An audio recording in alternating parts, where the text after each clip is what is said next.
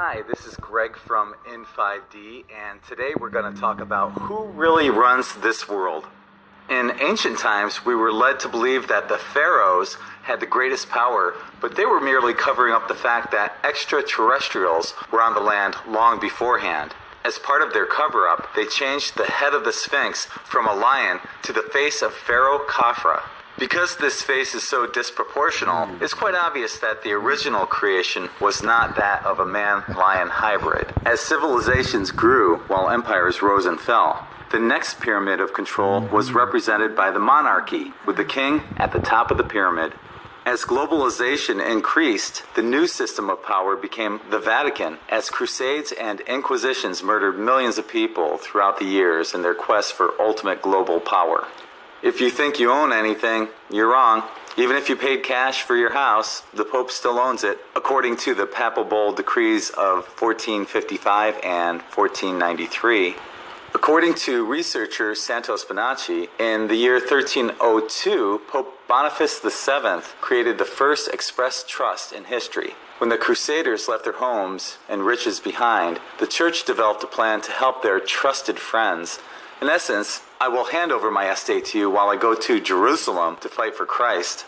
The person that's given the rights to these estates became the trustee, the owner of the property.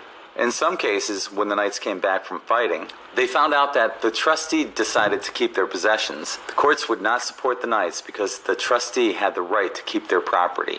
Because of the Roman Catholic Church's desire to control through their inquisitions, they decided that they would create the first express trust called Unum Sanctum, which was written on a papal bull and placed in their vault.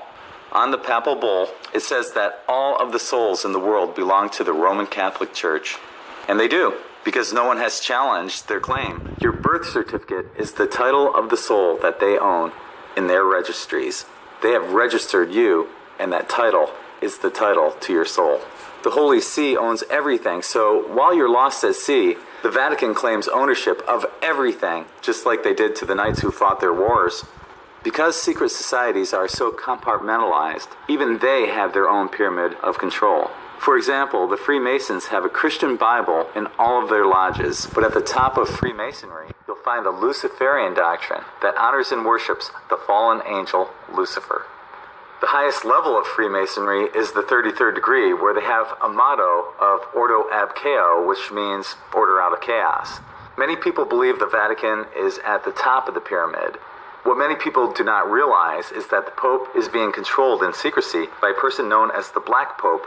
This system of control is similar to any democratic election process, where politicians are selected, not elected. The current acting Pope is merely a puppet and spokesman for the Black Pope. So, if the Pope is so powerful and has enough net worth to feed, clothe, and shelter every person on the planet, then why is there starvation and homelessness? Why does the Vatican own so much gold, and who truly is pulling the strings of the Black Pope? According to the Sumerian texts, the Anunnaki came to this planet in search of gold to use as microdust in order to save their depleted atmosphere, similar to what we're seeing here on our own planet. At first, they used their own lineage to mine the gold on this planet, but eventually, they decided it would be easier to genetically manipulate the existing species of man on Earth to mine gold for them. This explains why gold is considered such a valuable asset on our planet. It also explains why the Vatican has so much of it, because they're simply answering to their overlords, the Anunnaki. So, who's above the Pope? Lower-level malevolent extraterrestrials such as the reptilians and Dracos have their hands in all facets of our society. We even see how the overlords protect their buildings with gargoyles and how the reptilian is prominent in ancient symbolism. So who's above the reptilians and Dracos? The Anunnaki are the Draco and reptilian overlords, yet just like those competing for the ultimate power on this planet, these factions are battling themselves as well. In alchemy, there's a saying, as above, so below. Our planet has been in total peace for only 8% of our recorded history. So, if as above, so below applies, then there are numerous wars going on in the heavens above. It once again boils down to power and control. Just like on our planet, the malevolent extraterrestrials use fear as their source for control as well. It's become obvious that this planet is being terraformed for one of these malevolent factions. With their need for gold and through the use of advanced technology, the Anunnaki are above the reptilians and Dracos. But who's above them?